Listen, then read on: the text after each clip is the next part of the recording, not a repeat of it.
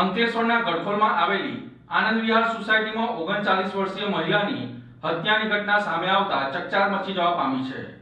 અંકલેશ્વરના ગડખોલ વિસ્તારમાં આવેલી આનંદ વિહાર સોસાયટીમાં 39 વર્ષીય મહિલાની હત્યાની ઘટના સામે આવતા સમગ્ર વિસ્તારમાં ચકચાર મચી ગઈ છે। બનાવને પગલે અંકલેશ્વર શહેર બી ડિવિઝન પોલીસે અજાણ્યા શખ્સ વિરુદ્ધ હત્યાનો ગુનો નોંધી આરોપીની શોધખોળ શરૂ કરી છે।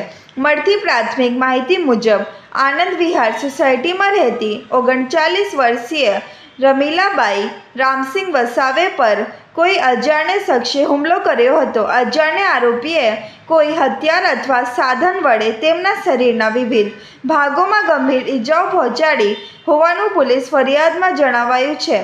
ગંભીર ઈજાઓના પગલે રમીલાબાઈનું મોત નીપજ્યું હતું।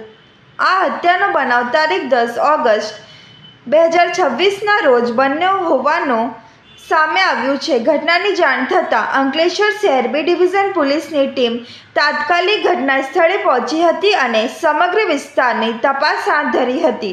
પોલીસે ઘટના સ્થળેથી મહત્વના પુરાવા એકત્રિત કરવાની કાર્યવાહી શરૂ કરી હતી। મૃતક રમીલાબાઈના ભાઈ કિરણ રામસિંગ વસાવેની ફરિયાદના આધારે પોલીસે અજાણ્યા હત્યાર વિરુદ્ધ હત્યાની કલમ હેઠળ ગુનો નોંધ્યો છે। જો કે હત્યા પાછળનું ચોક્કસ કારણ હજુ સુધી બહાર આવ્યું નથી।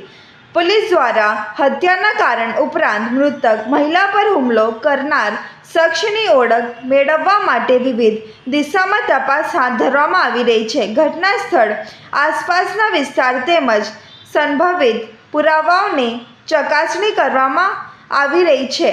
આરોપી સુધી પહોંચવા માટે પોલીસ દ્વારા તપાસ તેજ કરવામાં આવી છે।